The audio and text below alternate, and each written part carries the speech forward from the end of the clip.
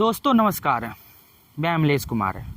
केंद्रीय वित्त मंत्री निर्मला सीतारमण ने जो है बुधवार को कहा कि उन्होंने लोकसभा चुनाव नहीं लड़ने का फैसला लिया है और इस पे जो है राजनीतिक सरगर्मियां शुरू हो गई है। कल निर्मला सीतारमण ने कहा कि चुनाव लड़ने के लिए उनके पास जो है पर्याप्त पैसे नहीं हैं, पर्याप्त वो संसाधन नहीं है जिससे जो है वो चुनाव लड़ सकती हैं।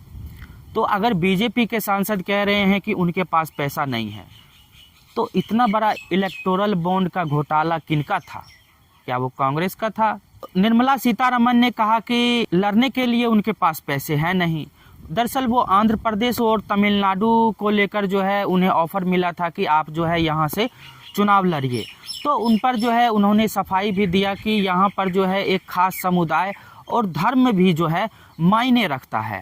और वाणिज्य और उद्योग मंत्री पीयूष गोयल और इसके अलावा पर्यावरण श्रम मंत्री भूपेंद्र यादव भी जो है लोकसभा का चुनाव लड़ रहे हैं और फिलहाल में जो है दोनों राज्यसभा सांसद हैं।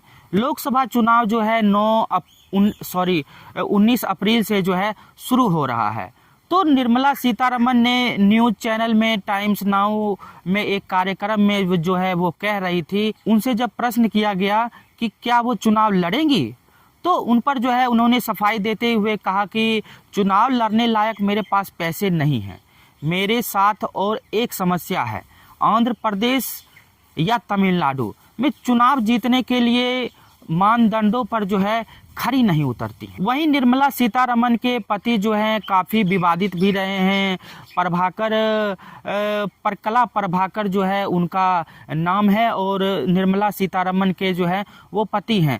वो दरअसल बीजेपी पर जो है लगातार वार करते रहते हैं। वो अपने लेखों में जो है लगातार जिक्र करते रहते हैं, मोदी की नीतियों के बारे में उनके छवि को जो है उजागर करते रहते हैं। इसके लिए जो है वो लगातार चर्चा में भी रहते हैं। समझने की बात यह है कि वो एक अर्थशास्त्री भी हैं। वो आंध्र प्रदेश में सलाहकार भी रह चुके हैं। प्रभाकर ने टीवी रिपोर्टरों से कहा कि इलेक्टोरल बॉन्ड का मुद्दा आने वाले समय में बीजेपी के लिए मुसीबत साबित होगा, क्योंकि अब हर कोई समझ रहा है कि इलेक्टोरल बॉन्ड न केवल भारत का सबसे बड़ा घपला है बल्कि दुनिया का जो है सबसे बड़ा स्कैम भी है। इस मुद्दे के कारण बीजेपी को मतदाता जो है जरूर सजा देंगी।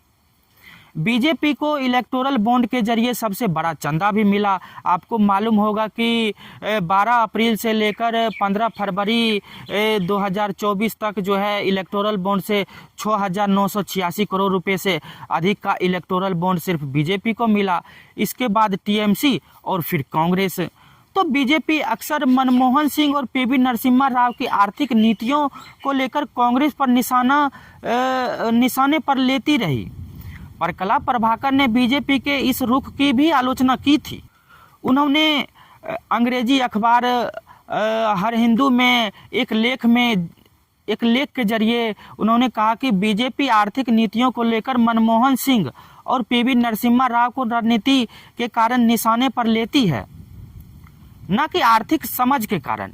निर्मला सीतारमण ने के लिए विभिन्न मामलों पर रिसर्च करती रही।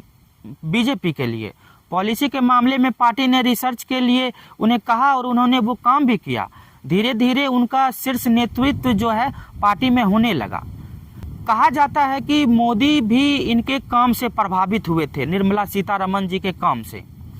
तो पिछले गुजरात चुनाव में निर्मला सीतारमण वहां सक्रिय रही थी, जबकि ना उन्हें हिंदी आती है और ना गुजराती आती है। वो टूटी फूटी हिंदी और गुजराती बोलकर भी जो है वहां पर काफ़ी सक्रिय भी रही। बहुत बहुत शुक्रिया।